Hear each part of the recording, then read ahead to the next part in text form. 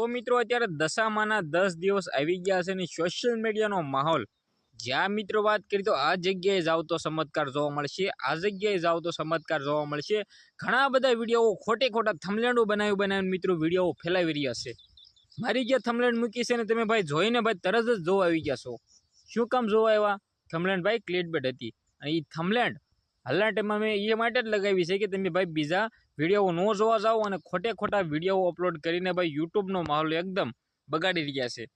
તો મિત્રો સૌથી પહેલાં તમને બધા લોકોને જણાવી દઉં, દશામાં જ્યાં વાત કરીએ તો મિત્રો 30 વર્ષ પહેલાં જે મિત્રો ઘટના ઘટી ગઈ હતી, જે મિત્રો વાત કરીએ તો શારદા માને દશામાં મળ્યા હતા, જેમાં મિત્રો વાત કરીએ તો ભેંસોભાઈ ખાદવમાં મિત્રો એમ કીધું હલવાઈ ગઈ હતી અને બહાર કાઢીને મિત્રો જે દશામાં સાક્ષાત મિત્રો આવ્યા હતા તે ઘટના હતી ને તે ભાઈ ચમત્કાર કહેવાય ને ભાઈ તેને ચમત્કાર કહેવાય।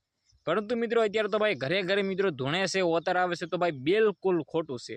કંઈ પણ જગ્યાએ એટલી બધી માતાજીઓ નવરી નથી હોતી કે મિત્રો કોઈ પણ આવા શરીરમાં આપણા મનુષ્યનું શરીર કેવું હોય ભાઈ, એકદમ ગંદુ અને બેકાર હોય।